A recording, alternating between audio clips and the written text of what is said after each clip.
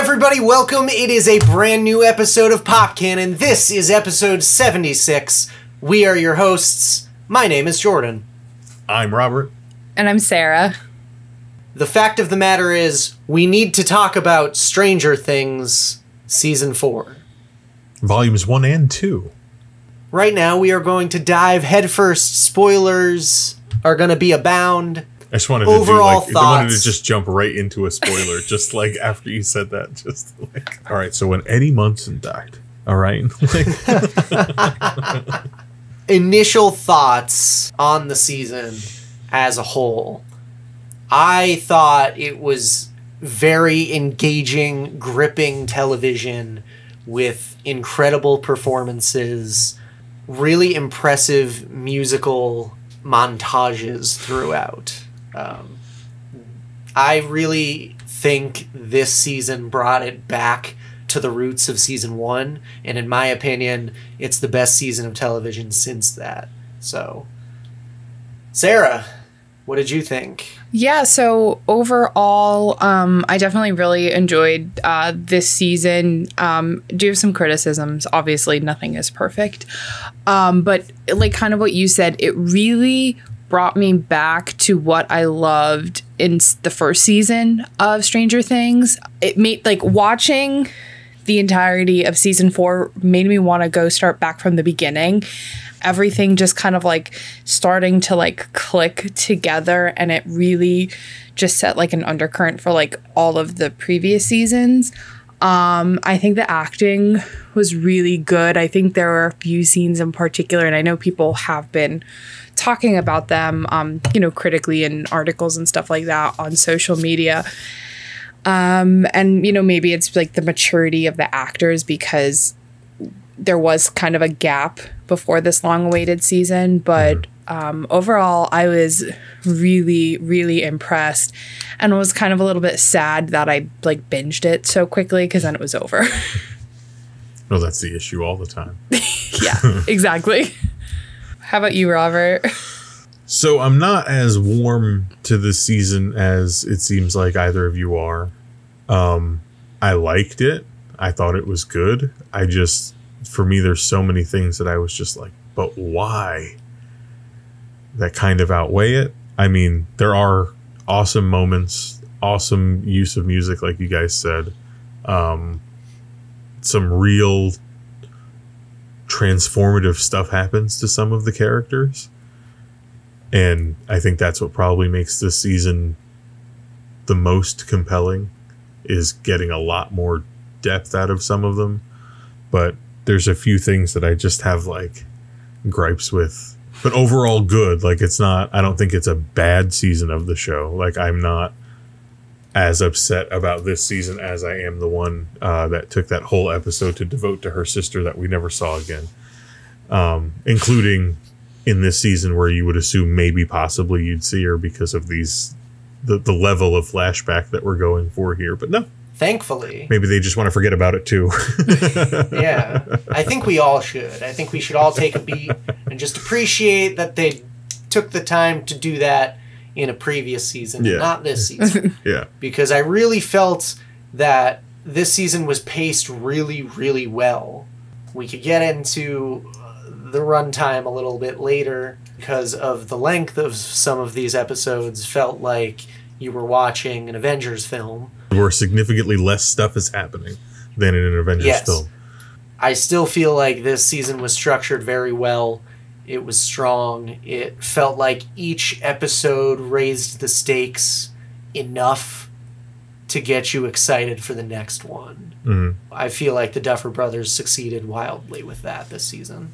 Yeah, I feel like if you look at every season as one part of the entire plot line, I definitely feel like the momentum has like really, really built the entirety of the season, and then we're gonna kind of get that like crash in the next and final season. So I think it did a really good job setting it up for season 5, which has been confirmed to be the last.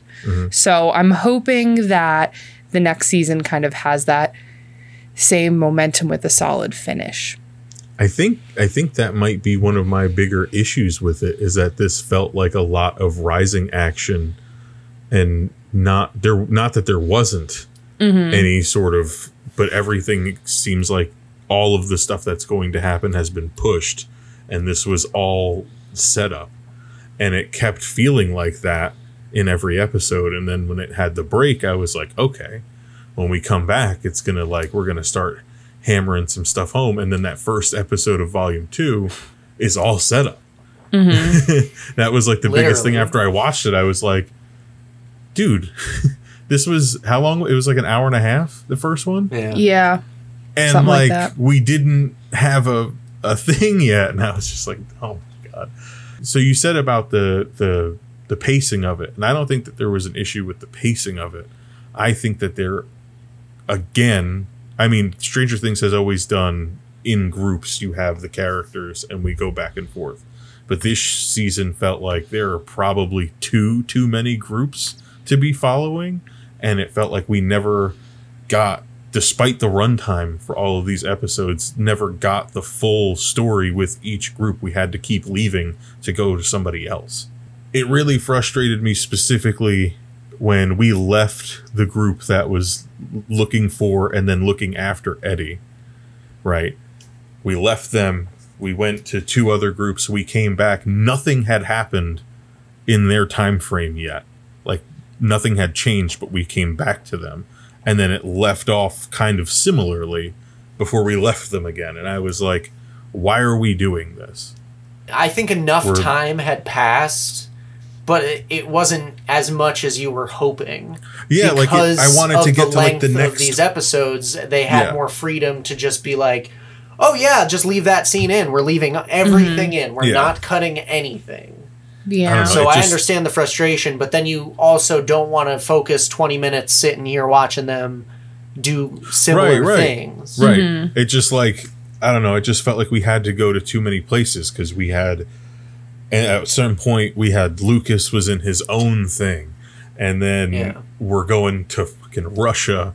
And, it just was like we're so far over the place that I feel like it's really hard to tell a story when you have all of these characters in different places and you can only give probably 10 minutes a chunk to go around. It's like, if we squeeze the groups down a little bit and maybe kind of put some more of them together, we could give everybody more time. Because like we were saying before we started recording, how many scenes was Jonathan in this season? Yeah. And he was like and you forget how integral a character that was early on. Yeah. And now it's like he's relegated to, like, I guess the straight guy in the goofy duo, and they're the back burner of the back burner story, Yeah. No, I agree. There definitely seemed to be a lot more characters in like focus this time around, but at the same time, characters who are just kind of there, and you're like, well, why are you there? Yeah. So it's like, okay, without Jonathan, you wouldn't really have Argyle, so you wouldn't have their wheels. So okay, like he sets up that part, right? Really, besides like this one conversation that he has with Will, he doesn't seem all that integral, other than like maybe for people to reship Steve and Nancy, because that was literally what I was thinking. Because like we have, I don't know what it is about these like teenage boys lying to their girlfriends about college acceptance. Like, that's funny. It's a trope. It is a trope, but it's just like, I don't know. So, I'm interested to see if like next season, because I know everybody's been saying, because like Will is another one who's been kind of like put on the back burner, and everybody keeps like theorizing that he's going to play a bigger part in season 5, which would be nice, because otherwise he's just kind of like there, he adds a little bit of tension between, with the Elle and Mike dynamic, but really he's just kind of like sitting there with like his sad, depressed puppy dog eyes in this painting that he's carrying around everywhere that miraculously didn't get destroyed by gunfire. No. Yo, I will tell you what, though. Like, his performance blew me away this season. Like, he was good in the other seasons. Yeah. But for whatever reason, the stuff that he got this season, he really got to sink his teeth into. I think, like I said earlier, I think a lot of, like, the actors really stepped up. Like, I thought, this is kind of going into one of the other groups, and not to, like, jump too much, like Stranger Things did this season, but like Sadie Sink, like, her acting, I thought was so good. Yeah, she had the most to do. And she like really this, did. Right? Like, season 1 was really focused on Will, even though he wasn't in it, like he was missing. Where then this season really there was so much burden on her character, and I think that she really carried a lot. She did. She literally made, like, what happened with her, and we kind of get to see a little bit more of her backstory at a certain point. That part literally made my wife cry. Like, a lot happened in that, and I was like looking at her like, this season, even though like Elle went to go like re-get her powers, like she kind of went back. It felt like she definitely wasn't the focus, because she really didn't like do much. So I mean, I think everybody else stepped up their game, like everybody at least who was left in Hawkins. Yeah, and I think that was done by design to spotlight other people. And like, throughout television, you'll focus in on like those other characters. Like, we got a lot more out of Lucas this year. Yeah. And I thought, like, Caleb McLaughlin, like, he was great. Yeah. Again, like, he was someone else who his performance blew me away, especially in the end there. Like, that final episode with him. Yeah. Really, really good stuff. But, Robert, we were talking a little bit before part 2. You were saying that you feel like 11 is the show. Yeah. And so this season, she really took a back seat to everything.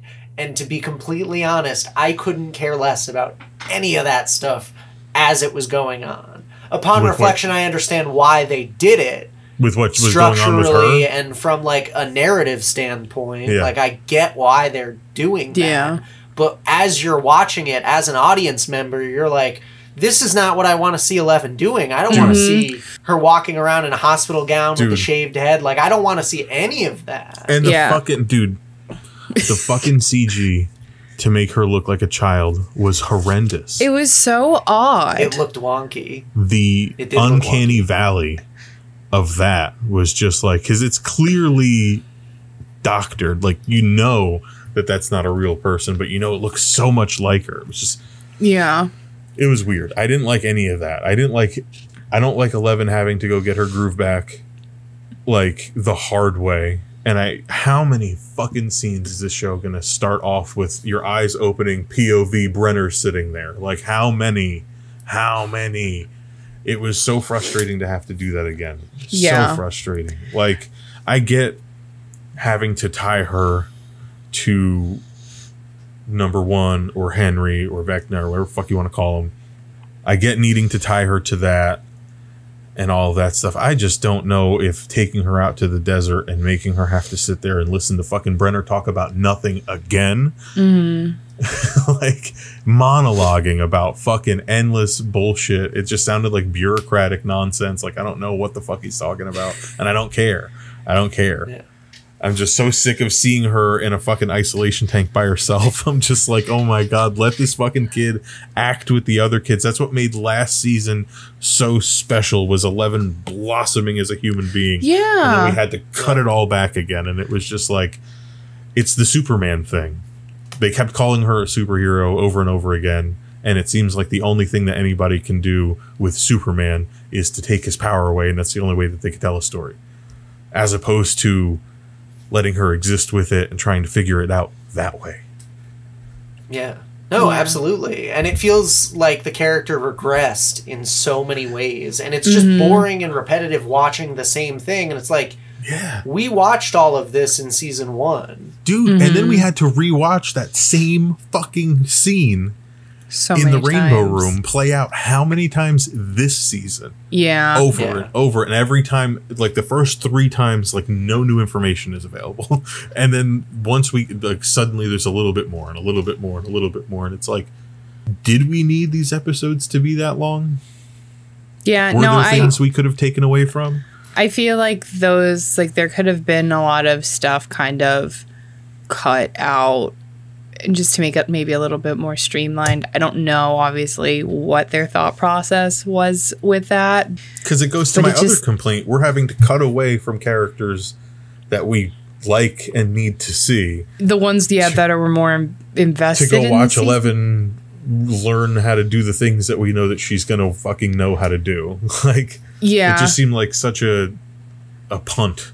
Well, and then there was that whole debate about like, oh, is she ready? She's not ready. We're not forcing her to be here. That just seemed like it didn't go anywhere because in the end, pretty much everybody fucking died that was at the secret underground thingy in the middle of the desert. And she's going back anyway. And so fucking dude, how long?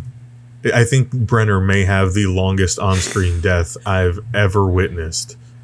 He got shot in the chest. Like, it looked like it was a heart shot. It was close. It was close. It was in the chest. And he's writhing around in the sand. Then he unlocks the thing. And then he has a whole other speech for her. Where, like, are we supposed to feel sorry for him? I feel nothing for him. And then we even got more time looking at his dead carcass as the camera spun above him. And I was like, were we supposed to care that he's dead? Because it didn't... If I was supposed to be like... oh my God, it didn't happen. I was like, serves him right. Yeah, like I'm so glad to not ever have to see that motherfucker again. Yeah. And just hope that there's no more flashbacks. Literally. It just felt so drawn out. Yes. Sarah earlier had mentioned certain characters that we may not have even needed, right? You were saying something along those lines. I'm assuming you're talking about the jock guy who buys a gun. Dude, I feel I got so irrationally angry every single time that guy, and like, okay. What was his name? I don't even fucking remember. Jason probably like or Chad or something. Like, does it matter? Yeah. No. Well, it's just, they're alluding to like the satanic panic and okay, whatever, his girlfriend died, but it's like, I got so irrationally angry every time there was like a scene involving him. And then like obviously the influence the jocks were having on Lucas. I was just like, Jesus Christ, Lucas. Jason. Jason. That's what I thought. Yeah, it was Jason Carver. But it's just like the thing I don't like about it is like, I know that it gives Lucas somewhere to be in the story. But I think you can do all of Lucas's stuff without having that guy. They don't need to have that fist fight in that house. That was like the most unnecessarily egregious moment in the show. Like he showed up with a fucking gun. Like where are we? Right? Or like the guys who, because like Erica is supposed to be like 12 or 13 or something like that. It's like, so what's the other kid gonna do? Beat up a freaking like 13-year-old? Yeah. It's like, wow, you're real big and tough. You're so cool beating up a little girl. And it's like in a playground. It's not even like I dislike the character because you're obviously supposed to dislike the character. I'm literally like completely unnecessary to the story. Yeah. I don't think he added anything to it. Lucas could have got there emotionally without having to go through any of that. Yeah. He could have just been chastised by the jocks and we could have heard about it. Yeah. And that could have been enough to be like, oh man, I feel bad for him. Because we already know and like Lucas. Right. And I don't even think you necessarily like needed him to be this like antagonist type of thing. Because I'm like, you could have had like a town's worth of people. Like you could have done something more maybe with the police who just seemed to disappear and not really give that much of a shit that there's all these strange murders or how about, or like I just remembered that like meeting that they had. Yeah. Where it's like, oh, now what? You're forming a lynch mob, basically? Like, against somebody who you don't even know who did it. Yeah. And how hard are you actually looking for him if he's able to run around Hawkins and like a fucking Michael Myers mask? Right? Like, I mean, it was certainly frustrating. However, I do feel like that character, they needed him to hunt, Eddie in the beginning and set up, but it just felt so forced. Like, it just felt like, here's your antagonist that you're supposed to dislike, and then the same thing with Eleven's bully. Like, here's the girl that's, like, picking on Eleven and who's being real mean to her. Yeah. That character was over the top. But, like, both of them felt that way, because, like, they escalated to situations that just felt so unnatural. Yeah. Like, why would any of that happen? Yeah, why would 11 attack somebody with a fucking roller skate? Like, well, yeah, I guess so she can go off on her own, but that could, like, I feel like you could have done that in, I don't know. It's to make her feel weak, to show that, okay, she doesn't have her superpowers, but it's just like that. Both of those parts, like both of those like bully characters, kind of took me out of it a little bit. I think just for the fact that they don't seem real. And I mean, maybe it's just because I'm lucky and I didn't go to school with people who were that horrible. No, I think they're like, those are caricatures. Yeah, and like, there's no way. And maybe I haven't watched enough like 80s films to be like, is that some kind of? I mean, I'm sure it's a trope. Yeah, it's gotta be. I mean, I've seen sitcoms, but like, it felt like the speech that Jason gives is just like the most over the top fucking thing. That I was just like, what the fuck is happening right now? Yeah, and like for all of those adults to sit there and not be like, go home, son. Yeah, like, dude, it was the 80s. I'm surprised not one of them stood up and went, hey, shut the fuck up. Yeah, you stupid kid. Yeah. You're going to tell us what to do? It just seems like Hawkins as a town should be a little more, self-aware. Yeah. Yeah. This shit happens here. Like when he was going on about the Hellfire Club, and then when Erica stepped up and she was like, no, it's so just stupid. A Dungeons and Dragons club. Like, why did no one just be like, oh, yeah, I believe the 12-year-old girl? Right? They're just a bunch of nerds. Some of them look like they're 40.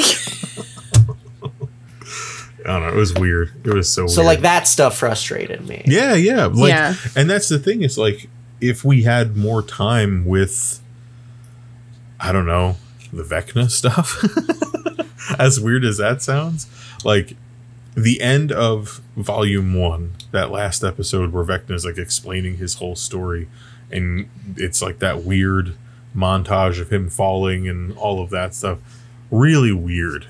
I felt like kind of out of place for this show, maybe. I don't know if that felt in congruence with other things that have happened in this show. But also, I still don't know how I feel about connecting him overarching to all of the bad stuff that has happened. I still don't know, especially with like the Demogorgons. That was like a real, like, they kind of explained it and just kept moving. Like, they didn't want to stay too long on it. It was like he found them in that dimension or whatever and let them free or something. Like, they like became as like puppies or something. Yeah, it's still kind of they like I just took it as like he just was able to control them. He's the hive mind. Yeah, right, like with Mind Flayer. Yeah, it just felt weird to me to connect him to all this stuff. I mean, I get the Mind Flayer connection, like I understood. But he also, those are like his powers that he's using. Yeah. Like he's using them to his full potential. Mm-hmm. Yeah. I don't have a problem with them doing it. I just was like, I don't know if we needed to make him the thing behind all of the things, because now there's more to explain. And I don't know that they're going to do it, because I thought this season was going to have a decent amount of explanation, and it just was like, how about more questions? Yeah. Well, because I think they were like, so. I feel like they answered some like mythology stuff. So started, like rewatching like episode 1, and Vecna seems like just another one of those things. It's like, well, we do this and then this and then this and then this. Yeah. And, you know, one of the scenes that I really like in the first episode towards the end is the scene where you have their Dungeons and Dragons game in the campaign or whatever. They thought that Vecna was dead, and they're surprised that he's still coming, like that he's still here. You know, he's missing a leg and he's missing an eye. And, you know, so he's like stronger than they thought. And so he becomes then this like, well, one, they try to kill him and they find out obviously he isn't dead at the end of the season, and that's what's going to lead us into the 5th one. But I don't know, I kind of like that it's just this one undercurrent of like this one bad thing that is just more powerful than they anticipated. So it's not like, well, we defeated the first monster, we defeated the second monster. It's like, no, you just defeated like aspects of him. Yeah. So, and it kind of gives you, it's nice though, because it's, even though they've been introducing new monsters, it's really not. So at least like if we get anybody more in season 5, it's like we just know it's gonna be Vecna or Henry or one. I liked it that it was all him, because I should have expected it, but it still caught me by a surprise a little bit, because I knew that the orderly was gonna be one, like from the beginning. Because you know, if there's a number 2 through however many numbers, there's a number 1. You don't just start at arbitrarily at 2. So I knew that, but then I didn't expect, you know, him to be connected to Henry and then him to be connected to Vecna, which I don't know. So I liked that part. Yeah, I agree. I thought that was a really clever way to bury that story within their narrative.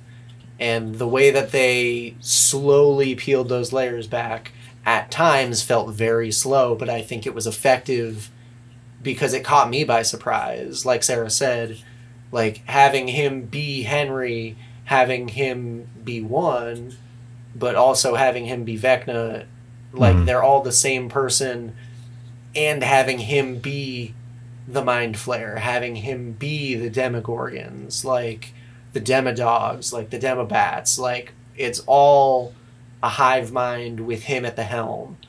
Yeah. And I think that was such an interesting decision to answer that question. Like, I feel like they would have been a lot easier to defeat when they were children. I don't know why he wouldn't attack them when they were younger.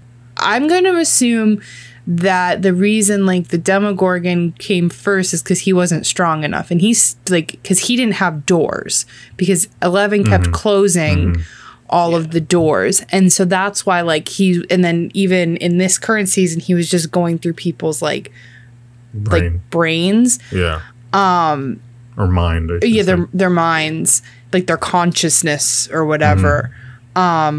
He seems to go after the people who are most vulnerable, like the people who have like bad stuff happen, who've been affected. So maybe they were too innocent. I mean, I think they're definitely going to answer it in season 5. I hope. We're going to get an origin behind his powers and how he actually got them. Because they didn't actually answer any of that. They just introduced the concept that Henry Creel had this ability, like latently. So I think we're going to eventually get that. I think what they gave us was satisfying enough, personally. I knew that Vecna and One were the same character way early in that episode. There's a moment where, like, I don't know if One changes the way he's talking or something like that. It's just like he kind of looked at her a certain way, and I was like, dude, that monster keeps doing that. Like, it was weird. Like, there was a moment where I was like, the physical performance of it tipped me. And I was like, they're the same fucking person. Well, holy shit. And then they cut back to that kid at a certain point, and he's like doing whatever, and he kind of looked up the same way. And I was like, wait a second. And then it just kind of all, I intentionally throwing you off because the kid's hair is like super dark brown, and One's hair is like blonde. So you're not meant to think that they're the same person, but they're doing things like the performances of those two people. Yeah. They're mirroring each other. And then obviously the kid that played one played Vecna in like costume. Yeah. He was like in a big fucking rubber suit or whatever. So he's doing the physical performance of both of them. So he like, I don't know if it was when he rose his hand or something like that. And I was like, that struck me as a little familiar. And then as they got to it, I was like, whoa. So it was cool. It was cool. Yeah, and I think that helps the rewatchability of it, because I think, like Sarah said, you could go back and appreciate those little things, those little details, and those little dominoes that they set up. Well, that's why I want to go back kind of from the beginning and just see, like, aspects where it's like they, you know, allude to things, like stupid things, too, which, like, when Joyce is flying to Alaska, something about, oh, I don't know if the seatbelt's going to do anything if we crash. Well... Cue flying into Russia. But before we get off of Henry and One and Vecna or whatever, the big theory that came out of this season is that he's Eleven's father. Oh, really? I didn't see that theory. That was a theory that I actually bought into up until I watched part 2. It's still on the table. The timeline, I believe, matches up if you look at the years and when 11 is supposedly born. So you could assume that when she was conceived, that it's possible that her mother that we've seen in previous seasons and One were in that facility at the same time. It's possible. Interesting. The timeline works out just enough where it's like there's wiggle room to say yes or no. And there was a lot of allusions to Star Wars this season and like Empire Strikes Back specifically, and that obviously has the big turn at the end where Darth Vader tells Luke that he's his father. What? Robert, I haven't seen it. Spoilers. Spoiler. I know you haven't seen it. So but what I'm saying is I feel like there's enough allusions to it on that one side of it that it's possible, because he said that he wanted to rule with her. He had said that. He said that he was happy that she was alive and that she was there or whatever the fuck. Like he puts his hand on her shoulder and says that. So it seems like something that somebody would say. And also like he was kind of helping her, even though he probably shouldn't have been, and he knew that. Yeah. I mean, I mean, that's interesting. I haven't seen that theory yet, but I'll definitely have to like look that up and like look up the timelines. I just kind of thought that like even in like a facility where everybody's wearing like surgical gowns and like has their head shaved, like she still stands out and is kind of like the odd man, odd woman, odd girl out. And so I just kind of assumed he's like a predator and that he viewed her as like somebody he could take advantage of to get what he wanted, which was to get that thing out of his neck and then get revenge. So the thing is that the other kids there all have different abilities. They don't all have the same abilities as 11, right? Because that's what we confirmed by knowing that her sister was one of them. True. Because her sister had different abilities. So 11 is the strongest one out of all of those kids, except for against number 1. So you kind of explain where she gets her powers from is from him, and then you only have to explain where he got his powers from. True. Because Brenner even said stuff about, oh man, I don't remember the specifics because he talked so fucking much. He did have a lot to say. He's very egotistical. Something about like trying new avenues to find people with power or something like that. So it sounded like maybe he could be saying we had them have sex to see what would happen or something like that. I mean, all you'd have to do is like really collect his. Because Brenner's there when she's born, so it's like it could be in that facility. Brenner is like so egotistical. I think there's a part of me that just kind of assumed that he was like her dad, literally like fathered all of those people because he just seems like that type. But then that wouldn't really explain where they tried to get powers from. But I don't fully remember. Like my memory is like possible. No, my memory is like shit. Like when I'm trying to think about like what they did to like Jane's mom and stuff like that. Was it was she on drugs or something? She was part of like a whole experiment. Right. So I'm thinking like, okay, like kind of like that MK Ultra, like let's just dose people with like LSD. So it'll be interesting to see if in the next season they cover where Henry got his powers, because I don't really picture his mom doing hardcore drugs. I'm just saying, I'm all in on Vecna being her dad. But you know what? Maybe that's just what happens when, you know, Freddy Krueger is your father. That was a cool cameo. I think it's still on the table. I think it's less likely after part 2. Okay. But the way that you explain it, I'm like, okay, if it happens, all right, I'm on board. Yeah. Well, I guess we'll find out how well this conversation ages in what at this rate, what, like 7 years we'll get a new season? Something like that. During COVID-23. They're literally going to be like retiring and 40, they'll be like, oh, we still gotta the Demogorgons. Yeah, so I'm curious to hear your opinions on, because like I know they said that they might have to do like a time jump to account for their ages, because obviously they look like adults. Every single freaking show has like a 30-year-old playing a 17-year-old. So you know, some characters it was definitely more noticeable and just kind of made me laugh, because I'm you know, like I think Finn Wolfhard was one who really matured. Yeah. He looks a lot different. Yeah, he does. Well, thankfully he got the season off. So Erica, nobody is believing that girl is 12 or 13. I'm sorry. But so what are your thoughts on a time jump? I don't know how the way that they ended it, that they could do a time jump. That was my thoughts. That's what I was fucking saying. They're literally standing in a field watching the destruction. So what are you going to do? Wow, I went to college for 4 years while Hawkins was burning. I'm really mad that Jonathan lied to me. Unless he went to fucking community.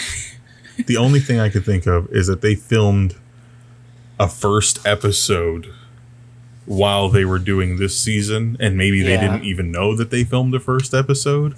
Yeah. And they'll use that to get back in, and then they'll time jump after the fact. I have no idea. Maybe. I don't know how you do a time jump when literally they're watching the Upside Down take it over. How do you cut to, are they going to be like dystopian fucking warlords or something in an upside down ridden Hawkins? Well, but then you worry. It's like, if they're doing a time jump, it's like, are we gonna get more flashbacks with bad CGI?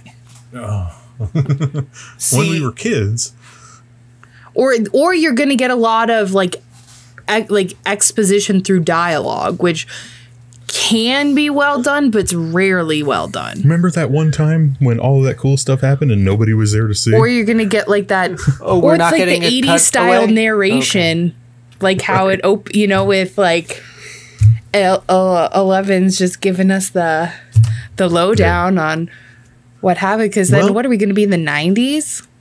Yeah, it would have to be. I might be alive in the time jump. They just want to cash in on that sweet 90s nostalgia now. Oh, they got to now. Dude, it's going to be 97. Dude, if they jump all the way to 97, that's almost a 10-year, right? It was 86 in this season? Yeah. Yeah. It was 86. So that'd be an 11-year jump. An 11.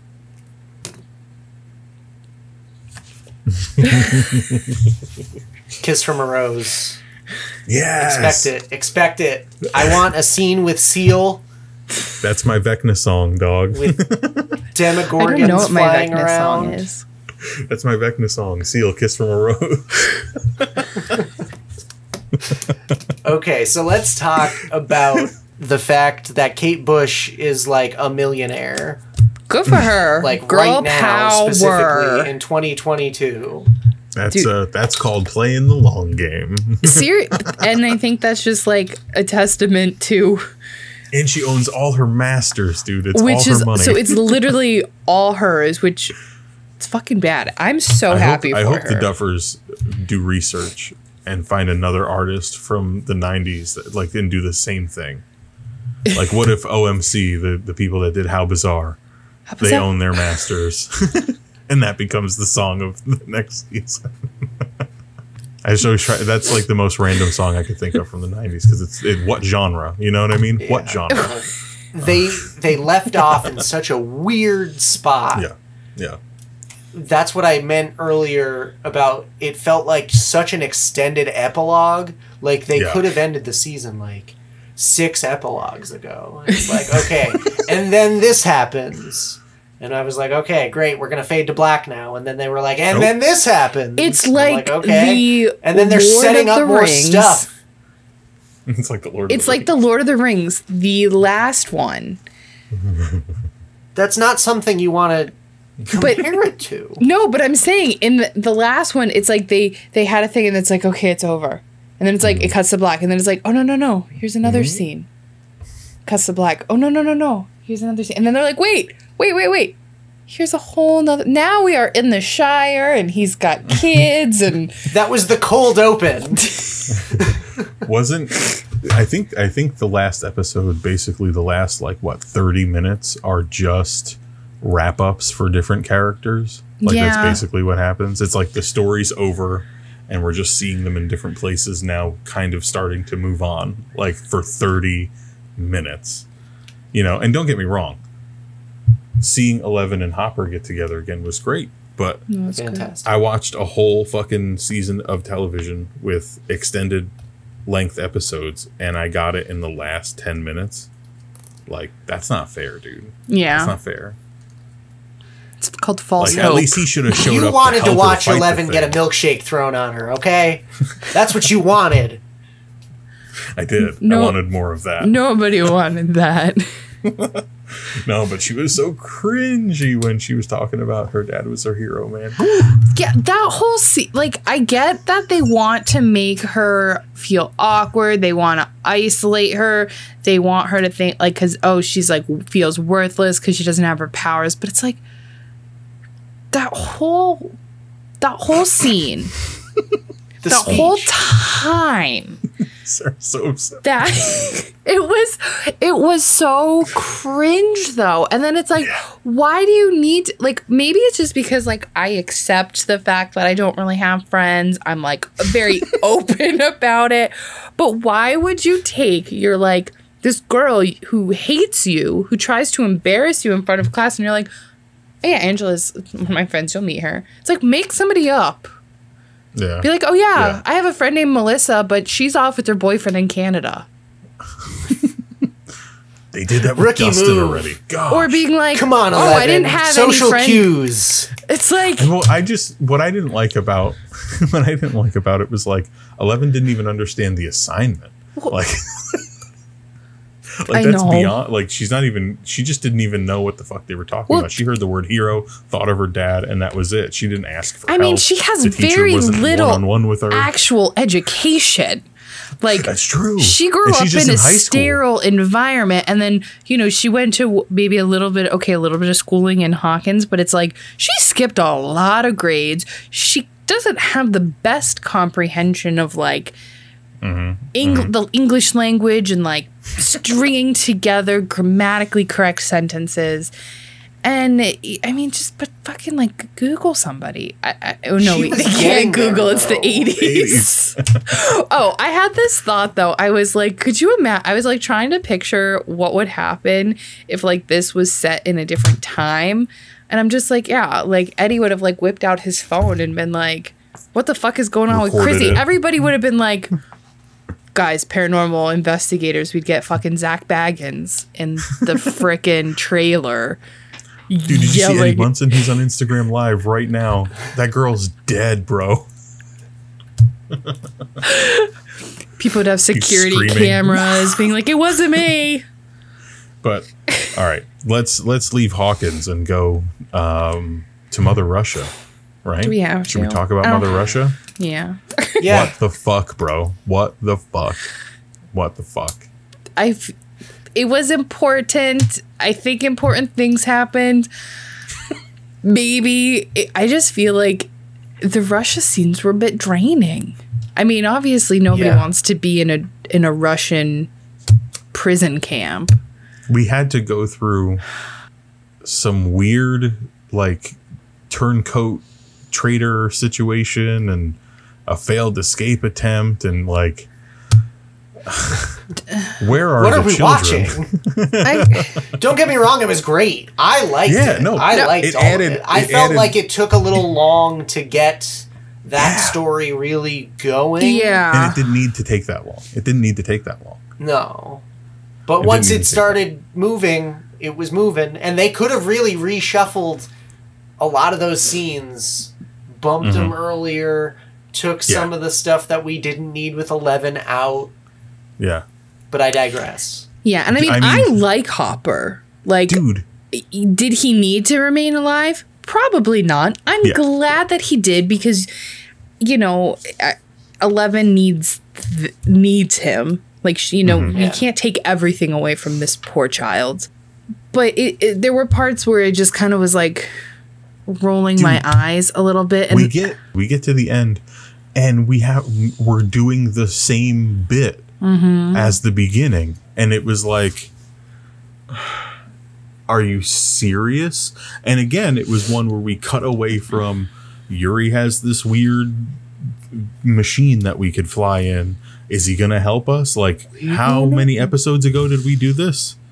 And then we cut away from it, and we cut back, and they're still fucking there. Like, and then it's like, we just broke out of a prison camp. Let's go break into it. yeah, like, I thought that was cool, but, like, we didn't need to have the 20-minute moment where we had to decide whether or not he's going to help us again. Like, are we there? How the fuck are we there again? But I did think of both of you guys with the Hulk Hogan t-shirt. Yes. I did notice that. Popped huge for it. Winona Ryder looks fantastic in a Hulk Hogan t-shirt. Ric Flair posted today that he's upset that it wasn't a Ric Flair shirt, and then he wrote woohoo afterward. I don't get it, but you guys get it. It was funny. But yeah, so I mean, obviously the stuff with the Demogorgon and the jail and all of that stuff was good. I don't think that we needed the run up to whether or not we trust the guy from Game of Thrones or not. Like, I don't think we needed that necessarily. Yeah. It definitely didn't. It definitely did not need to be as stretched out as it was. But the Duffer Brothers got Netflix to throw a ton of money at them. Yeah, yeah. And they That's got to make what they wanted to make and got pretty much to do creative freedom. So I'm all for it. Yeah. I mean, they must have had a pretty big budget to get, like, Metallica in there. Yeah. Just saying. Yeah, I was nervous, honestly, because I know that was in the trailer. You see him playing the guitar. And I was really nervous as to what song that they were going to use. Because I didn't know. Because obviously, the lead up to it, it's like we have no idea what song he's going to play. So there's like a glimmer of hope in me where he holds up the Iron Maiden album and he's like, this is music. Because I'm like, okay. There's some hope. But earlier in that episode, that Journey song is playing. And I'm like, dude, if he plays the solo from that Journey song, I'm going to be so upset. I can't picture Eddie Munson playing Journey. I know, but that's what I'm saying. Like, that song was like really heavily featured right around there. So I was like, is that just going to lead in and he's going to play the fucking... But luckily, and Master Pup is very... not expected. I did not expect that. Yeah. If you had asked me 100 songs that I think he's going to be shredding up there, I don't know if I would have said Master of Puppets for whatever reason. It's very fitting. It is. Yeah, no, exactly. Considering exactly. So, like, who's the puppet master thought about is. it for longer than 2 seconds prior, you'd probably be like, wait a second. Eddie would know that. Yeah. But no, I did. That scene was really cool. That scene was really cool. I don't know, for me personally, if killing Eddie off, his dying didn't have the emotional wallop for me. It was solely Dustin's reaction to his dying. Yeah. You know what I mean? I fully expected Eddie to die. You know what I mean? Like, it was one of those deaths where you just... Because even if he didn't die, he's a wanted criminal. Like, what's like? I couldn't see a good ending for Eddie. Yeah.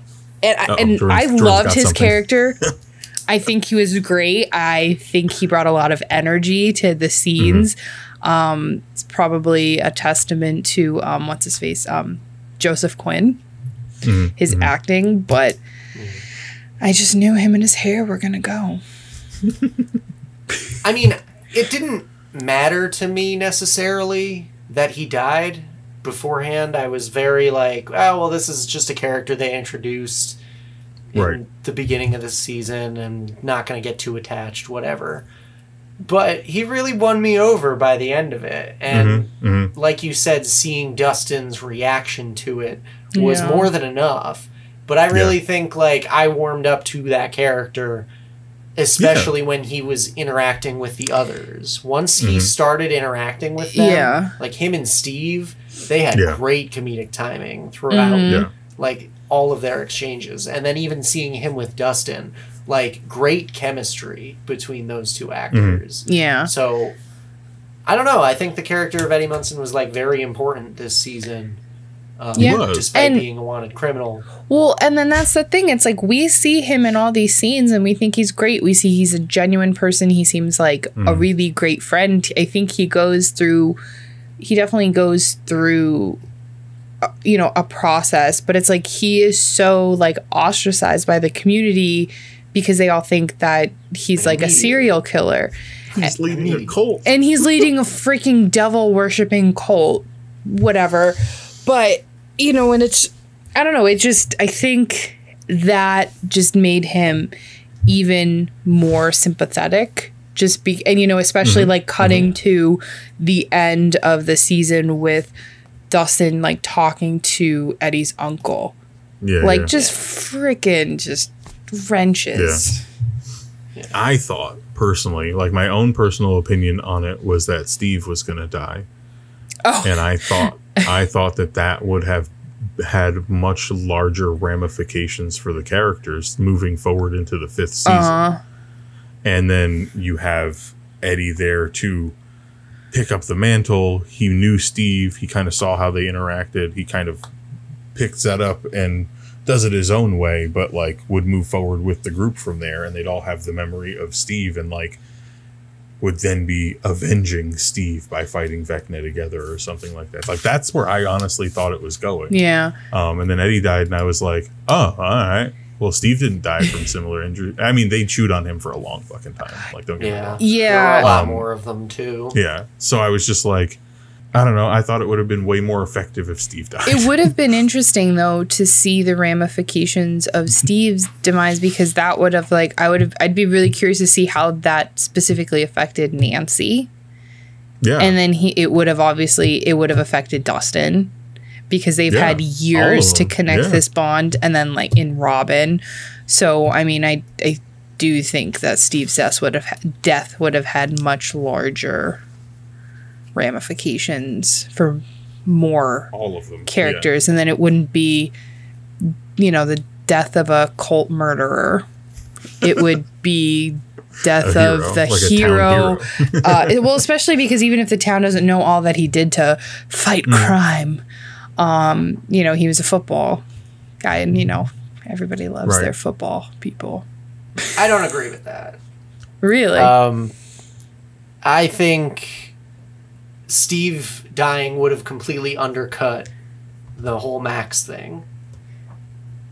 Really? Because Steve's been around longer. True. We've known Steve longer. Steve has more interpersonal connections than Max. So I feel like Steve's death or sacrifice, or whatever you want to call it, would have completely undermined the emotional pull that we get from what happened to Max and where they go into season 5. See, I think it would just be a matter of how they lay it out and the timing of it. Because if we see the thing happen to Max and then Steve died, and then at the end we find out that Max is still alive, but she was dead for a little while and came back, you'd be like, oh shit, there's a little bit of hope to end on. No. With that, I think. But I don't. No, I mean, agree. I understand what you're saying though, because Steve has bigger, larger, and longer connections into the group than Max does, and even Eddie does. Eddie dying. Yeah, Eddie dying is more of like a surface thing, it's almost just for Dustin to move forward with. Pretty much. It's almost like that, but also, like, I feel like Eddie had a very self-contained season-long arc. He was very concerned about running. He always ran from his problems, regardless of what they were. And I think he really, like, admired the people around him when they rallied behind him. And he felt obligated to step up for them. Because he never had that before. Right. He never had a group of people be like, yeah, we're going to do this together. He was like, what the fuck? Literally. Yeah. So I feel like his arc was complete and worthy of that Metallica death. Yeah. And that scene was great. That was a really good scene. I really liked that. And that's another song that just jumped up the charts too because they played it in Stranger Things. So basically anybody, if you're an artist from the 80s, hit up the Duffers and be like, please. Please. Begging you. Can I send you my mixtape? Yeah, or the 90s, obviously. But one of the biggest problems that I had with the Eddie storyline specifically was why didn't, after everything happened and the Upside Down exploded from the ground, how come no one was like, yeah, it wasn't Eddie that did that, it was Jason. Yeah. Nobody thought to just blame it on the kid who was just beating the shit out of Lucas. The high schooler that bought a gun. Right? God. And, like, that basically incited a riot and got everyone to, like, go after this kid. Is that what Satan would do? But, yeah, so I was just frustrated because literally I was like, oh, why didn't they just frame him immediately? Yeah. Problem solved. Right. Exactly. I don't even know how, like, a human being... Like, he's not scrawny, but he's not, like, super... Like, he doesn't seem like he's a super muscular guy. I don't know physically how someone would break another person's bones like that. And pop out their eyeballs. It's all on YouTube anymore. Type it in. I don't want to be put on a list. Or I don't want to be put on another list. Right. Sticking with the breaking of the bones, I really thought it was an interesting decision to have their bones suck into their body. And, it was gross. Their eyes explode, basically. I thought that was actually terrifying. Yeah. The first time you see it, it's like... It's horrifying. It's a lot. Yeah. Especially since, like, the first time you see it is Chrissy, and she's just, like, so sweet. She's been on camera. We've known her for, what, maybe, like, 10 minutes. And then we just... And she's just scared, and we don't know what's going on, and then that happens, and it's just like... Yeah. Oh my God. The eye thing was just like, that feels like that's the over the line part is the eyes. Like the breaking of the bones. All right. We get it. You're scary and spooky and brutal. And then the eye popping is like, now you've gone too far. Yeah, I don't like eye stuff. Eye stuff freaks me out. At least it wasn't like every other property in the last year and nobody went into a giant eyeball. Anyway. Season 5 coming soon. Season 5 going into the eyeballs. 2027. Stay tuned. Yeah, no, I thought it was pretty brutal. The fact that those were like all doorways that he needed to get through was interesting. Although I did get like confused at a certain point because I forgot the other kid died that way. So I was thinking that Max was like the third one and then somebody else would be the fourth one. And I was like, who's the fourth one going to be? It was Max. Yeah, the glasses kid and the sports kid. The newsy kid died. The newsy. Freddie Benson, right? Mm-hmm. Some shit. Freddie. I did like the visions that Vecna gave everybody. Yes. Those were fucking... It was cool. Trippy and haunting and creepy and weird. Very Nightmare on Elm Street. Yeah. Like the tone of the clock. That was like creepy. That, like that sound. Fantastic was like musical terrifying. cue, man.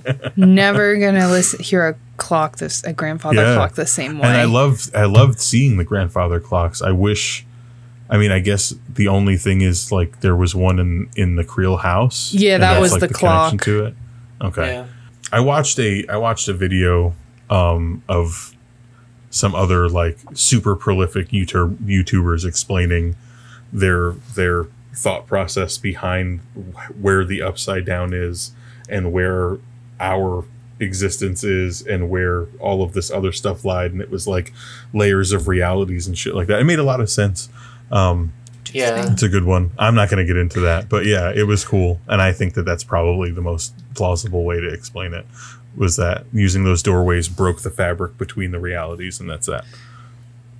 Yeah, because that's why I thought it was interesting that when one is first sent into the upside down, it's like very like it's desolate. I mean, there's really nothing there. It's almost like a wasteland type of thing. But then that's why they allude to the fact where, because the upside down is stuck in, was it 83?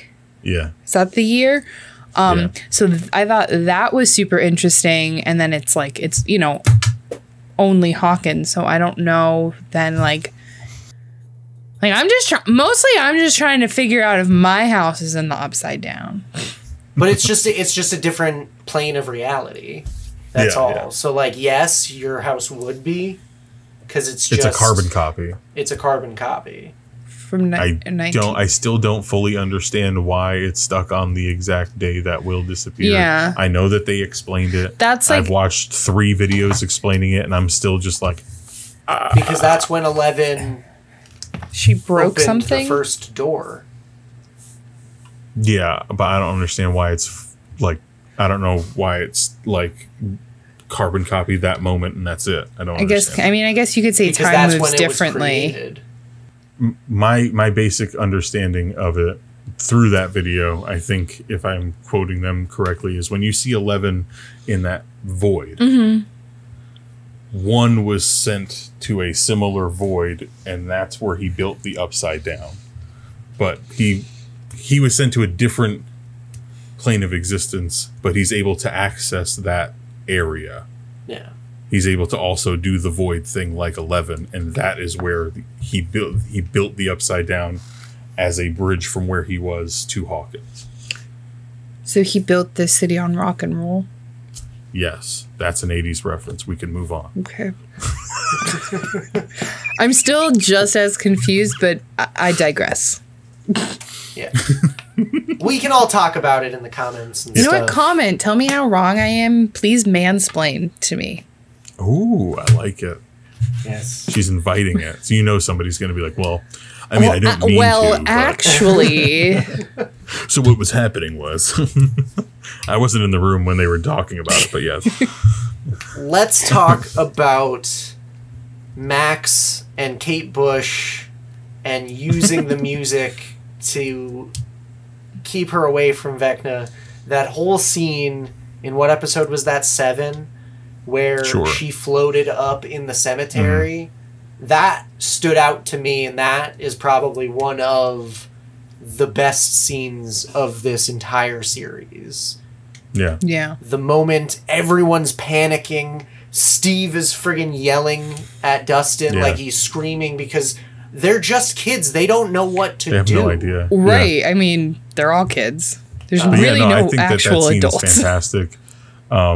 The song obviously really hits a crescendo at that moment after being played in interludes and pieces throughout the rest of the season, or earlier in the season as she's listening to it.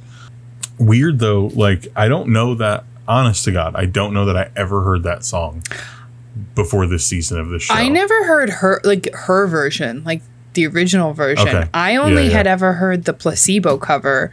Yeah. And, it's one of those things where I heard it maybe in the Vampire Diaries, as part of their soundtrack or something. And I was like, oh shit, I love this. I like this song because it's darker, moodier. Mm-hmm. But then I heard the Kate Bush version and I was just like, oh, this is odd. And then it I think I still like Placebo just because that's a little bit more of my one you heard, my jam. And it's the first one I heard. But there's actually quite a few covers of that song. I made a whole Spotify playlist with 80s mega hits like a few years ago for a Christmas party. Was that on it? And I don't remember that song ever even coming up when I made that playlist. Like, I have hours of music on that playlist. I mean, I think it only made like top 30 on the UK charts. But it has been literally in my head. Like, I constantly am singing it to myself. Yeah, I've listened to it so many times, including Stranger Things mixes of it where it's mixed in with the Vecna clock and oh, it's great. I haven't even been listening to it. I'm literally just singing it to myself. Like, it won't leave. I just keep saying the name of the song. This whole time. I keep using it as like a thing. It's like, well, you just got to keep running up that hill. I just keep saying it like that. But yeah, I was just so blown away by Sadie Sink and like her portrayal of Max and like the scenes where she's running away from Vecna. Far and away the most talented actor on this show, in my opinion. I'm not going to disagree. Saying a lot because everyone is talented. Yeah. Like Sarah said, I'm not going to disagree. I can't think of an argument against it. Like, especially with what she had to do this season. She really she probably earned her way into some sort of leading role in something. I was gonna say this earlier, but I didn't want to like jump it. Like, I really hope that all of these, well, they're not really kids anymore, but I really hope all of them like continue acting and get some awesome roles, because Let's get Sadie Sink in the MCU, dog. Let's do it. I would just love to see, or like even just, I mean, I'm a huge fan of like, indie films and stuff. And I feel like I really want to see them in other stuff. Like, I really want to see them in other stuff. Well, it's time. I mean, we're getting one more season and then that's it. So all these kids are going to get to go and do become something adults. else. And it's gonna be like when the Harry Potter kids got out of their fucking deals. Yeah. So I'm a little concerned with the decision to leave Max in a coma and have her like not actually be there. She's brain dead. So I don't like that. But narratively it sets up a very interesting idea, and I think it's possible she could come back, but it's not actually her, it's Vecna, because Vecna also absorbs their memories and stuff. He's gonna be using. He's inside of her resting as well, right? Yeah. Or she can only come back if Vecna is like killed or something. You know what I mean? Like, I think you can go either way, because I think we also have the potential of Vecna maybe getting back inside Will. Yeah. I think they're going to set up a tease to make us think that Will is going to get possessed, and it's going to turn out that it's going to be Max. Interesting. Yeah, the only reason I hope that it's Will is because I want to have that kid do something before this fucking show's over. And maybe he'll get a better haircut. He does get his haircut, Sarah. It's pretty obvious. If we jump to the 90s, it won't look like that. Yeah, well, I mean... So, was there another scene or episode that stood out to you guys as being like, wow, like, what actually blew you away? I like Vecna explaining to Nancy what his plan is. I like that a lot. I really thought Nancy was gonna... Yeah, that was, like, scary for a minute. Like, that she was gonna be fucking stuck. But that whole sequence where he's like showing her shit and explaining everything, like, I really, really liked that. And like I said, the using the clock and the sound effect and like the spiders and all of that shit was just so fucking effective. And they got to do so many different horror tropes with it. Like, it was really, really, really cool. Who knows how to use a flamethrower? Do they come with instructions? Well, Murray knows how to speak Russian, dude, and use a flamethrower. Murray is like that weird character who you expect to not like, and then you're like, you know what? All right, maybe we needed Murray to lighten up Russia a little bit. Jordan left out a key component of Murray's entire performance, and that was his karate. So good. The fucking karate that brings down the plane. And Joyce survived a fucking plane Okay, crash. do you Who cares? do we You know what I really mean? think they would survive the plane crash and then No. survive a hike through the fucking snowy wonderland of Russia? No. Tundra. I meant to say tundra. No. But snowy. Guys, they're American, okay? They Oh, survive they're anything. strong like American. Yeah. And the American inmate didn't get wholesale slaughtered after he tried to escape the jail cell. You know what? It was all that peanut butter. Had to be. Cheyenne wanted me to bring up this other point before we wrap things up.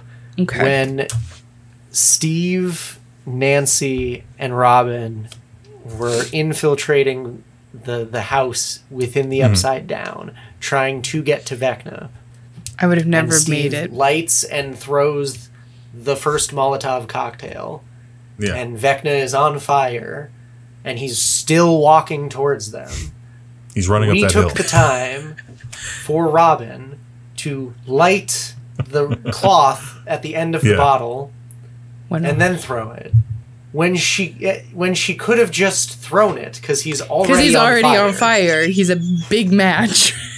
And we're watching the episode, and Cheyenne just goes, "Just throw it."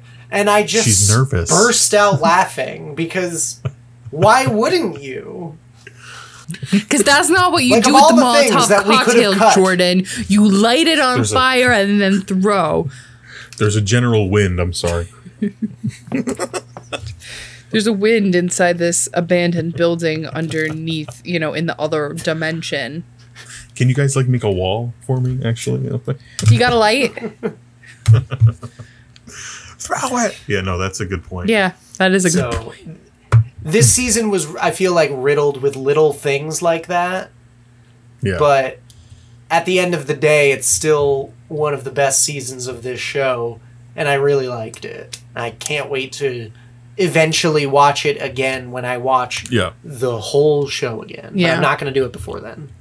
It No. it really made me want pizza. Because Yeah. I do enjoy pineapple on my pizza. I do too. Yeah, same. Just try it. Just try it. Just And try it. Our subscriber count just tanking. Please, please mansplain to me why pineapple does not belong on pizza. Please. But only if you could do it as a. You have to do an impression. What's the name of the character? I can't think of it right now. Argyle? Argyle. You have to do an impression of Argyle when you're explaining to Sarah why pineapple does not go on pizza. Except for he supports it, so No, I know. Argyle is one of those characters that we really didn't cover that much. He's just kind of, I feel like He was there. He's there. He had the van. I don't know why nobody was concerned that they just took this van. I don't know how all these teenagers afforded 80s. to drive cross country It was the 80s. in that van. They really jetpacked too, because it was just like, that's gonna take 2,000 miles. Oh, they're here. Did they even have money? Did they have a change of clothes? How did they shower? I doubt they could Hey. afford a motel. If Argyle's got weed on them, they always have an ability to get money. That's true. All right, Him? I will Him in the desert shouting Nina was Yeah. hilarious. Yeah. What if it's just a small woman? Like, I don't Okay, know. buddy.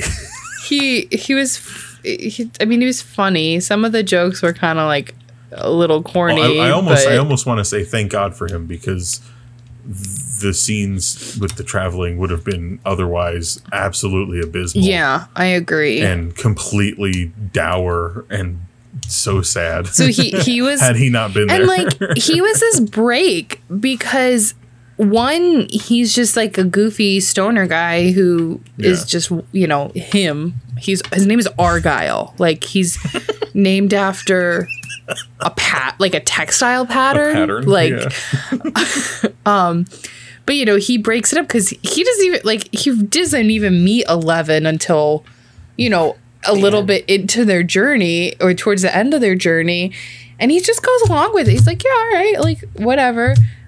So he was like a nice little like break, and then we didn't even cover the scene at like Susie's house, which was just chaos. And I'm like, what the fuck? Like, that's another scene where I'm like, was there a point to that? I don't know what's going on. Where are the parents? Like, where are the chaperones? Why are these kids setting fires? I did like Argyle and her sister, like, flirting. That was funny. I thought that was so funny. And he just kept taking her side. You know, he's got to defend his... It's so fucking good. There was so much packed into this season. It's impossible to talk about everything. I'm sure we left a bunch of stuff out. We definitely did. We turn the conversation over to you. We want to hear what you guys thought about season 4 of Stranger Things. So hit us up on our Facebook group, the Pop Kannon Collective. Chat about it all you want in there. You could also follow us on Twitter and Instagram at Pop Kannon. Don't forget the K.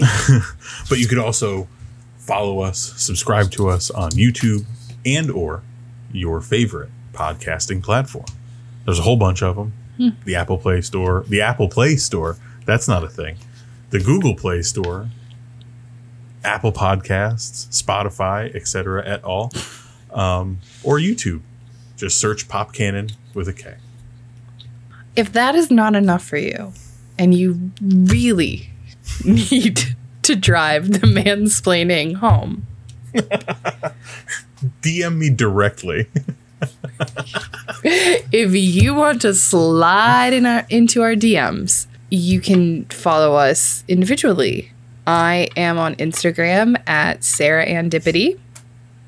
And I'm Robert, and I'm on Instagram and Twitter at Yesball.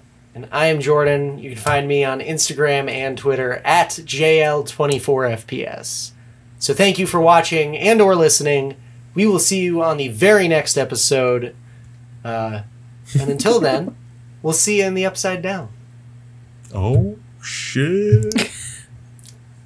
Invert the video. Jordan, invert the video.